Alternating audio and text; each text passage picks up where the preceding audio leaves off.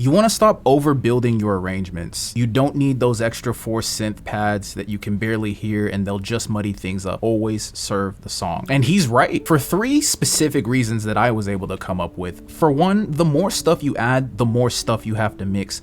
Practically speaking, that's just a math thing. 2, the more stuff you add, the more you necessarily have to distract the listener from the things that are the most important. And 3, at a point, the more you add, the less creative your work actually becomes. And that's a point that a lot of like pseudo creatives like to argue with. And oh, don't I love it, because one of the people that are the most misquoted in terms of creatives that are prolific in this day and age is Rick Rubin. And they probably say something like, well, Rick Rubin probably says to just follow your heart and to add whatever you want to the beat to make it sound really good, and the track can benefit from whatever your imagination says to add to it. But actually, if this nincompoop would bother to read anything that Rick Rubin has actually published, they'd quickly learn that he has a very almost dogmatic creed about why less is more. Like, even just today, I was reading his book, and in a chapter called The Craft Phase, he says the following: in this phase, we begin with a project that has naturally developed. You know, he discusses these various phases that you go through: a phase of exploration, a phase of experimentation, and then you get to this craft phase, right? And then there's another phase called completion, so maybe we need to go through this book. But he continues and says, we recognize the potential in it, this thing that we've created so far, and we see that we can add, take away, or combine to further develop it. He goes on to say, the craft phase is not just a building up,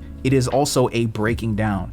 The goal of developing the work can be accomplished through a pruning process of small cuts. We decide which details and directions might be removed so that more energy and focus can be used to feed the core elements. I can't explain this concept too deep because this will turn into a video essay inside of a video essay, but I can tell you that this is the thing that separates the noobs from the people who do this shit for real. This separates those pseudo creatives from the people who live and breathe creative. This kind of understanding that, like, it's not just throwing shit at a wall and just feeling whatever you want to feel. There's a very important process of pruning based on your understanding, your experience, and your taste.